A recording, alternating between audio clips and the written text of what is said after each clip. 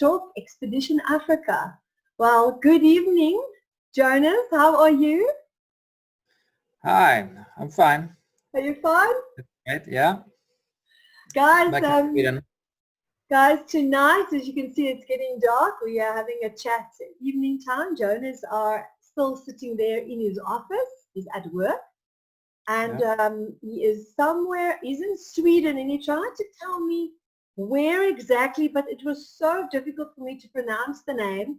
It's somewhere close to Stockholm. Is that right? Yeah, not very close to Stockholm. It's closer to Gothenburg, but we say in the middle of nowhere, okay? Okay.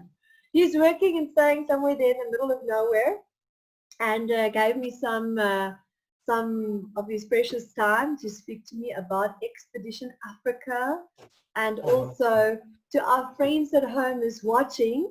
Jonas, can you hear me? Yep.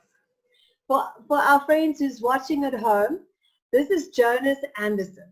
He's a team captain of a Sweden top team in the world, Greener Adventure. And we had the privilege to have him at 3 of our Expedition Africa races. And we're going to tell you now his incredible story. He's obviously a father, a husband, he's working full-time, and he's living in the coldest place on earth. Hi, Jonas? Yeah. Yeah, it's kind of, that's the way it is. But it's not that cold. It's colder than South Africa, of course. Oh. But it's got more light now. The sun is still up.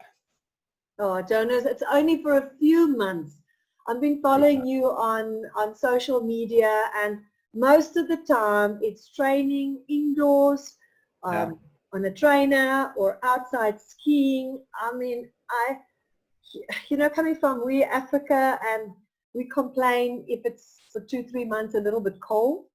And it's just incredible for me how your European teams, all of you guys in those cold countries, are just so dedicated and do all this amount of training in the snow when it's so cold, and you just do it as if it's like completely natural.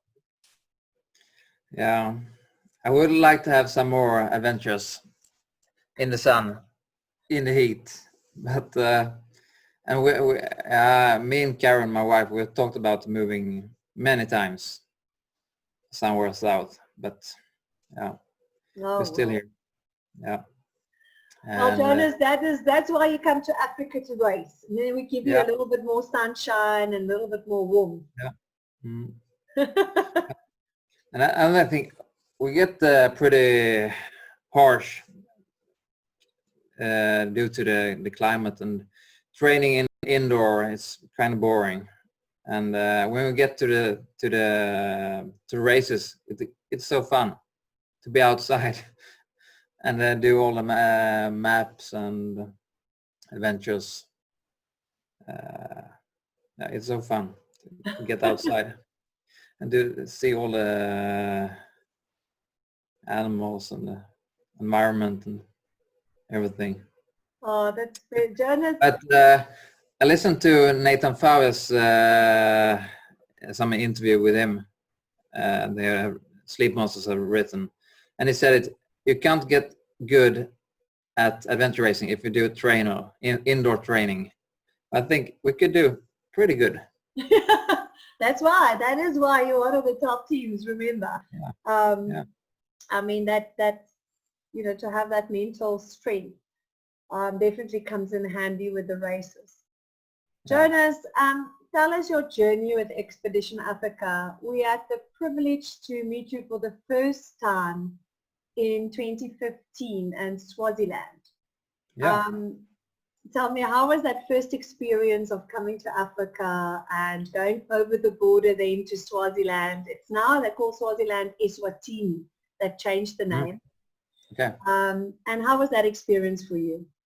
Yeah, it was a cool little kingdom.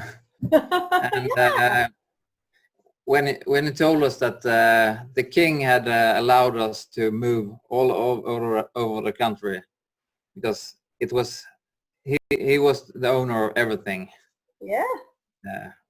I remember that, and that was cool. And then of course I like the rough and black Africa, and poor Africa. Yeah. And that you more than saw, that you saw a lot of. I mean, in that race you went through a lot of villages, rural areas, so you really got closer to the people in that race.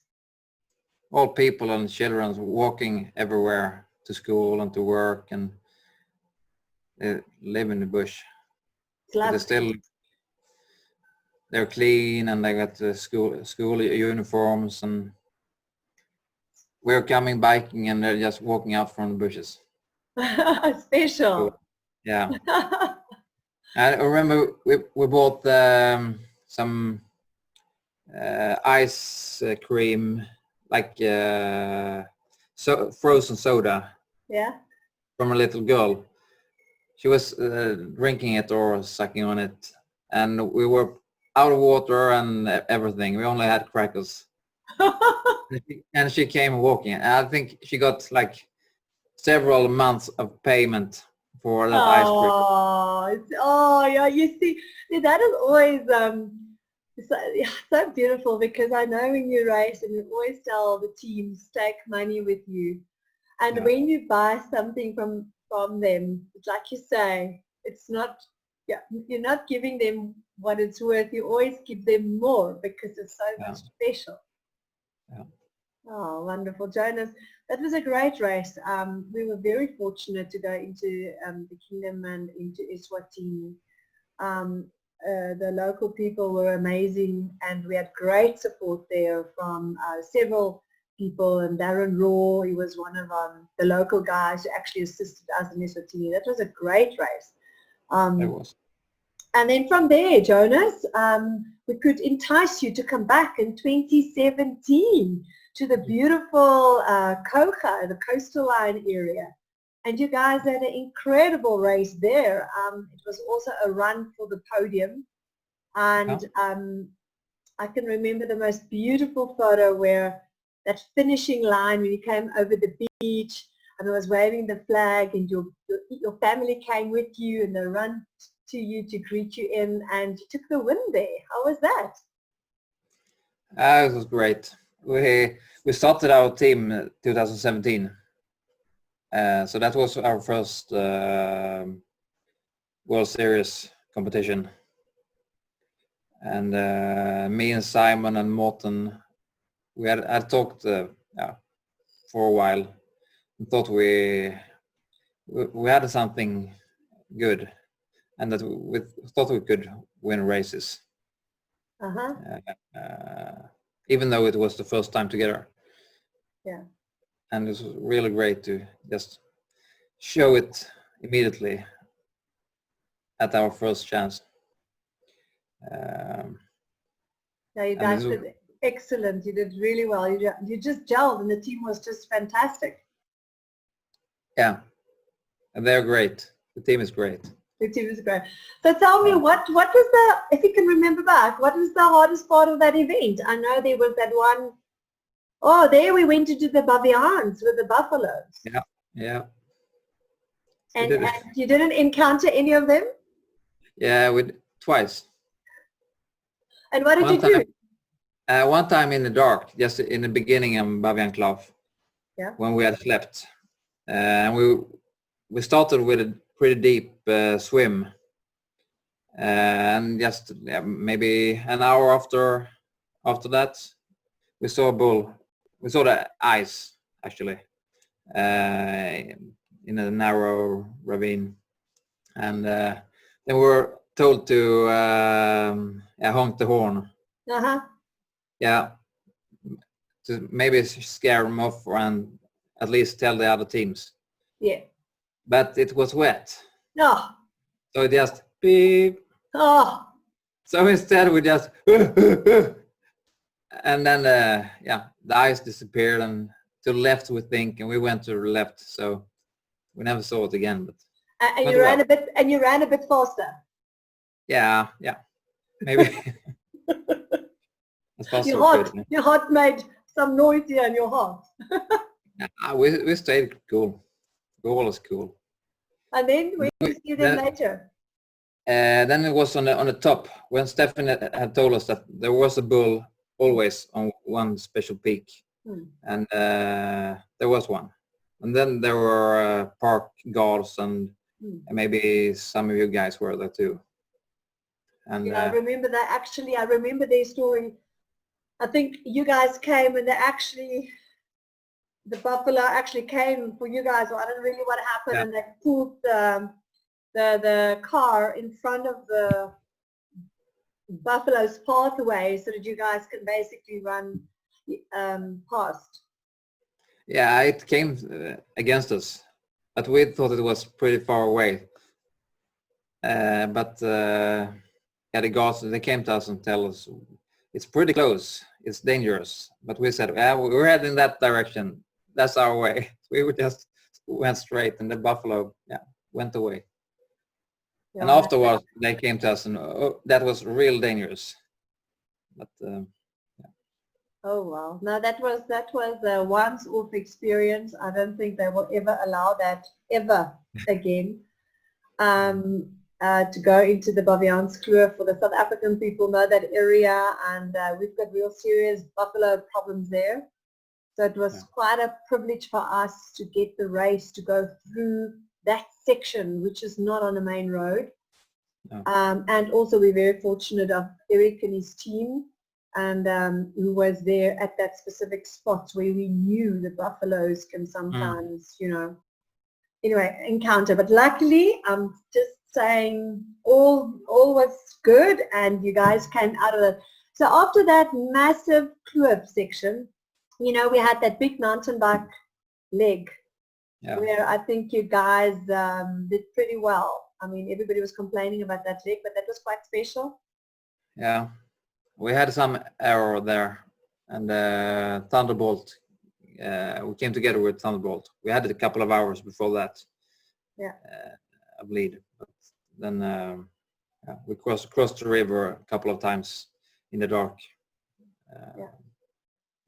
Anyway, but at the end, it all turned out for you guys. I mean, it was a great race. You got the win. We could celebrate. Yeah. I think your family, everybody was happy. So I'm very happy that you guys could, you had that opportunity.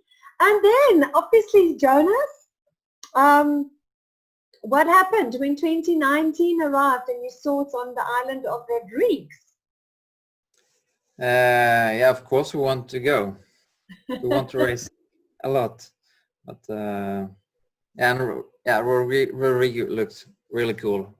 And with the short legs and many legs, was a little, we didn't know what to think, if it would work or, but it did. It was really cool. A bit more, it felt more like a race, more intense. More intense because like it's shorter legs. It's more like every leg turned out into a sprint. Yeah. And it just continues and continues. What did you find in Rodrigues? For everybody who's been at that race, and all the teams I've spoken to will say it was so wonderful that the legs was like that they actually could see the top teams, Normally in an adventure race, the back guys or middle of the field can never see the top teams. And there they had an opportunity where they could actually see you guys in action. What was a highlight for you in Rodrigues? The sailing part, the swimming part, what did you find something you will remember forever? I don't think the sailing, because we didn't have that great sail. Like the Russians, they just were relaxing and sailing. So we didn't like that so much. But the swim run, or what you call it, the swimming in the dark. Yeah. This was pretty rough, and the stones on the islands were so sharp. We like swimming, so.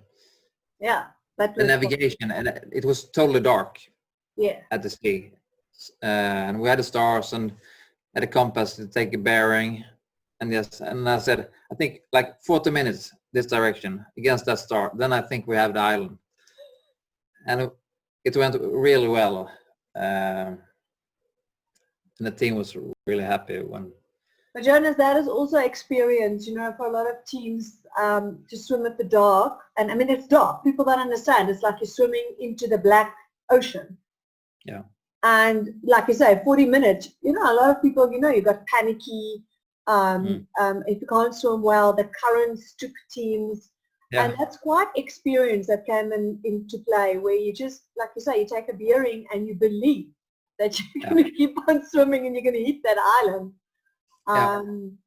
So that is quite, for adventure racing, it was a great challenge. And I'm actually happy that some of those big legs for the top teams turned out to be at night. Yeah. Because a lot of times in adventure racing, I always feel that the top teams get the good weather and everything just works out for them, and the back teams are just getting the hardest sections at night. And here it was actually where some of the hardest sections was actually at night for the front teams. Yeah. It often gets like that. The faster you go, the better it gets. That's not fair. So for the teams who are listening, did you hear what he said? The faster you go, the better. Yeah, it is. Time is killing you. It is. Yeah. And also so many legs, if you get a certain leg in day hours and you get that same leg at nighttime, it's just it just splits the front teams to the back of the teams because you just got it at the wrong time, basically. So timing is very, very important. Yeah. And we got stuck on the sandbank before Cook Island. Ah. Yeah. There we had 4 hours lead. Ah. And then we had to sunbath. Some hours. Well, you are short on vitamin D, you need a little bit of sun, and you got it all there in Rodrigues. Yeah. And you obviously slept. Did you not sleep? We slept, I think we slept 1.5 hours second night. Or was 1 hour, I don't remember. Kind of, not so much, at least. Then we had 10 minutes, well, less than 1.5 hour in total. It's crazy. It's a little crazy. All the good teams manage it, so. So to our friends at home in the South Africans, this is Jonas. As you can hear how Jonas is speaking, it's just so easy. We're just going to race for nearly around 70 hours. And we sleep 1.5 hours, and it's okay. It's okay. And let me just tell you guys that the Greener Adventure team of Jonas and the Russian team were neck and neck at this race. I mean, it changed positions a few times. And Jonas, when did you, in this race, realize that you're gonna get the win? When did that thought in your head actually materialize? I don't know. Maybe I had too good self-confidence because I felt that we were really strong from the beginning. Yeah. When we started the sailing, we said that's we don't know. Maybe we will be lost after sailing because we don't know what boat we get and what sailor we get. But I said after the snorkeling, we will be in lead. Just follow me, and I will like underwater rugby player because we will get close to this beach, and we were. And you were. Yeah, and then we were in lead for 2 days, and then we got stuck on the sandbank, and then the Russians and Morel and the young guys. Neverest. Yeah. We were together, all of us, the last, from Cook Island. And then Morel and Neverest, they went back. Yeah. And then the Russians and we were head to head. to the last leg. It was really fun. I just enjoyed it, actually. You just enjoyed. But how did you get rid of the Russians? What did you do? Yeah, it was the second last leg was a bike, and then we were together. They did their what do you say? They changed their clothes and everything in a boat. So they were ready to bike when they left the boat. So they got the 5-10 minutes lead. Is that okay? It's okay. Yeah. But we came up to them and were together out on the last running section. It was like 16 k's up to the peak, the very top of the island, and we were together. And the discussion was in Swedish and in Russian. What should we do? Should we race or should we just walk together and then sprint at the end?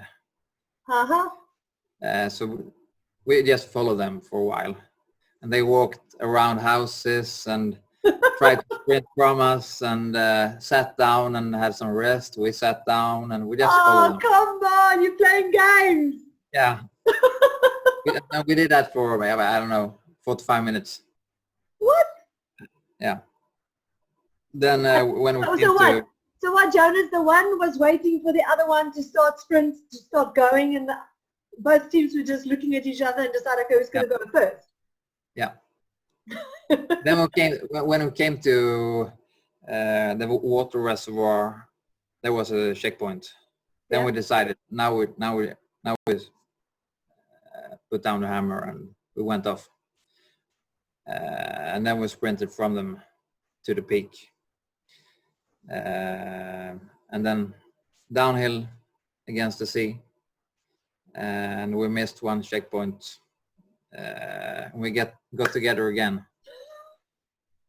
And then was hopping on the stones on the riverbank all the way down to the sea and to the stand-up paddle boards. And then you grab those stand-up paddle boards as far as you could. And then we were pretty burned up, both the Russians and us. And I remember we said to each other, now it's not about physics, it's just who wants to win most. And then we did, we pushed. And then we had 10-15 minutes in the stand-up paddle boards. And it felt like we had been struggling against the sea for 3 days in the darkness and the wind and everything and the waves. Then we had that perfect wind in our backs and just stood on the paddle boards and sailed to the finish line. It was like perfect. Perfect. But it hurts in the chest and the arms and everything because we were running so hard. So you know how it looks like. And your faces, I remember you all were like burnt, I could see the sun, when the sun is your lips and you can see the sun got to your, let me call it soft European skin. And it was a wonderful feeling and lots of people at the finishing line and your family. It was special. Well, congratulations. You guys, you kept us on our toes to get the transitions ready because you guys were so fast. And also we were worried the whole time, please don't let two teams come together on the paddle boards. It's going to be, what do you do if two teams coming together? And I'm so glad you made a break. And when the Russians came over the line, I didn't detect for one moment sadness in the team. It was just happiness. They also just had a great race and like you guys did their best. And I think, good sportsmanship at that moment, it was today was your race. So congratulations for your team. I'm so happy that you you took there the win, and yes, that's giving you another. Hopefully, you can go to another World Champs. Yeah. Yeah. And we have missed 2 World Champs. Yes. Qualified for 2, but I haven't went for none. Yes. So let's hope this one can happen. Let's hope. Yeah. Oh, Jonas, you guys are just incredible, and I mean, you are taking it. It's so easy, and you're so humble about it, and it's special. I hope you in Sweden ever inspire other people. But Jonas, before I say bye to everyone, I just want to tell our friends, Jonas and his team came all the way as well from Sweden to join us with our Expedition India race. In beautiful Kashmir in Ladakh. Almost died. Okay, let's get to that part. But it was, anyway, it was great. So they did really nearly die. Let's Yeah. no jokes about this one. It's quite serious. And they had a wonderful race, a wonderful journey. All the stages went very well. Kashmir was amazing. And then on their last trek over the high mountain, I think altitude struck. Is that the word, Jonas? Yeah. It did. Are you going to tell your version? I'm going to tell my version. Yeah, sure. Yeah. It went quite well, but I think I was feeling a little bit about the height already in Sonamarg, and where was this other prologue? Sonamarg and to the first pass on the first day. Yeah. Just Sonamarg, then we moved to Leh. Yeah. I felt a bit of the height already then. Okay.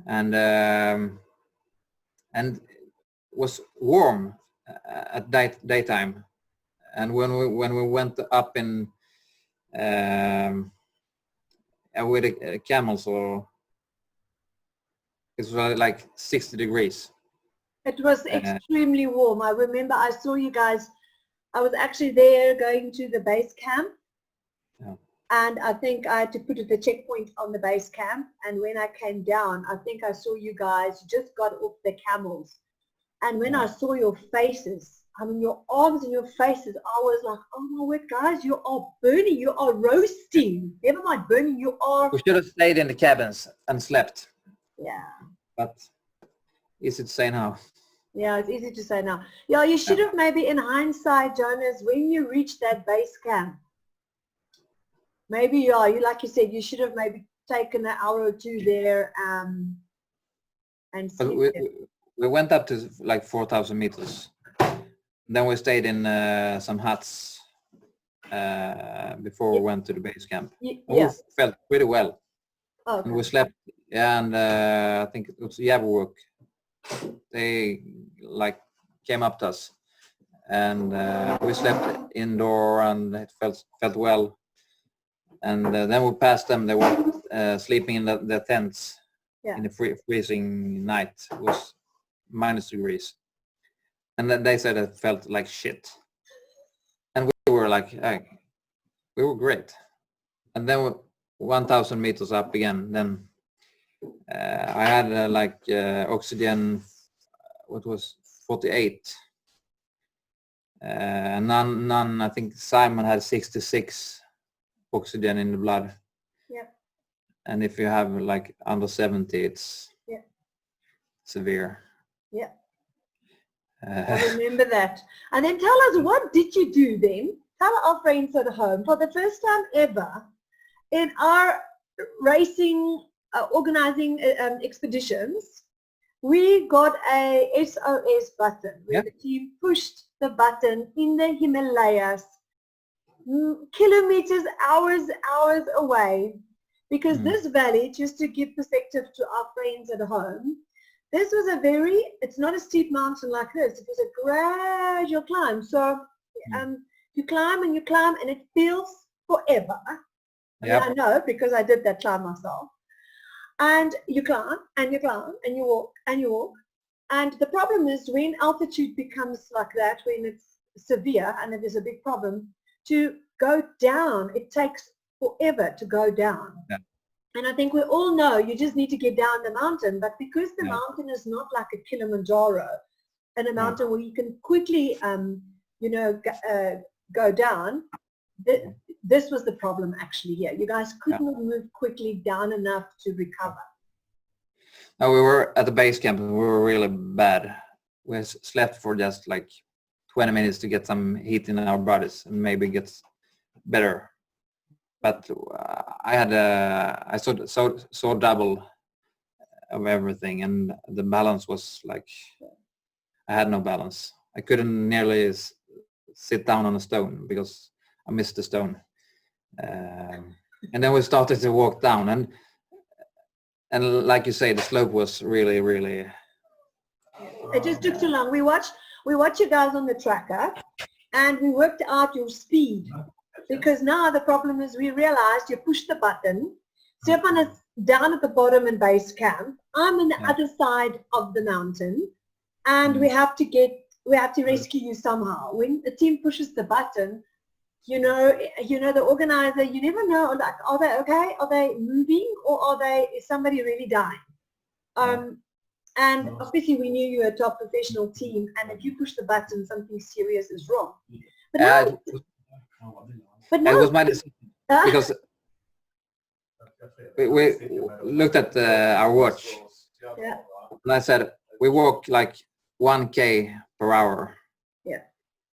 And I said I don't think we will manage to get down, because we were so bad. But we're still having a map, and on the way up, it's with a map in the darkness, and I told the team that this isn't working well, and they said, "Oh, we keep on going. We're going. It's the right direction. We go uphill, so we'll get there." But Jonas. So for the friends at home, to make a long story short, they pushed the button. I was luckily in a hotel on the other side of the mountain, and the Minister of Tourism was in the same hotel. And we went through, I cannot tell you how many processes to get a helicopter permission to fly into those mountains. It was 4 hours later, correct? I think 4 hours later, that helicopter... 8, I think. Well, it felt 8 for you, it felt 4 for me. Okay. Okay, let's came all the way down, at least. Let's make it 6 hours later. And that is how long it took to get a helicopter's permission, and that is with the highest government powers. We got the helicopter to go and get to the team. We picked them up on a helicopter. By then, Stefan at the base camp started hiking up and thinking that maybe he can find the team before the helicopter, because we waited so long, we couldn't get the helicopter to move faster. And anyway, I've met Jonas on oxygen in Leh in the Indian hospital. So I say the good things to Jonas. First of all, you've seen an incredible part of India. The other thing is he hiked up to one of the highest mountains to go over the mountain, and he got altitude sickness. He got first experience of, like you say, like a celebrity. He got flown out of the mountains with a helicopter. Another experience, tick it off, Jonas. And then the last experience, I think we all agree that it's not in our dreams to go to a hospital in India. While Jonas was lying there with an oxygen mask in Leh in the hospital, and I came to visit you guys, and it's like, are you okay? This is many hours later, and they are alive, and they are well, and they are so well that they came back and they've taken the winning spot in Rodrigues. But I do think what's important to tell our friends out there, as you can see these extreme situations, the team survived it.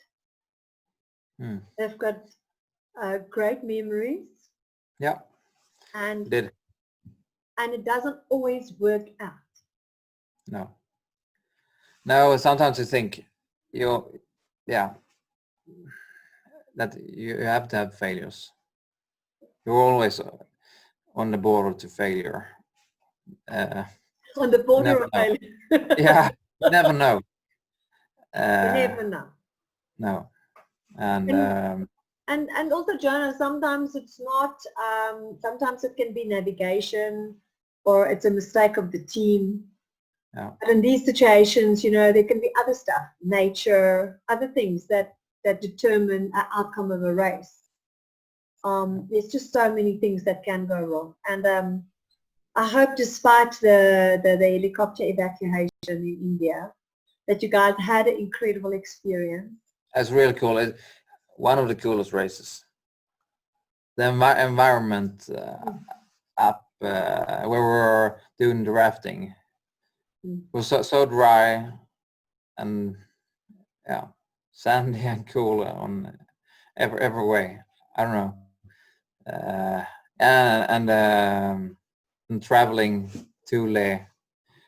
Yeah, it wasn't the best race preparations, but anyway, it was cool. You had a good one. Anyway, Jonas, thank you for your teams and your family. Incredible support for Expedition Africa. And I hope that we can maybe see you on the starting line next year in Lesotho. Hope so. It will be special, big mountain. I've read quite a lot about Lesotho, and it's a harsh place. And it's a harsh place. Yeah. It's we like hard places. You like hard places anyway. Yeah. You love it. All of you do. So there we have it for our 10th edition, Expedition Africa Lesotho. I hope I'll see you there, Jonas. Yeah. But thank you so much for your time, and keep on doing the good work. Keep on doing this crazy stuff. We will. Hopefully more races. We need more races. Yes, let's hope after all of this next year we can do much more races. And yeah, I hope so. I hope so for you. And I hope I'll see you at some of these other races as well. Yeah. Okay. Jonas, God bless. Thank you, Heidi. Look after yourself. And same. Bye-bye. Bye-bye. Bye.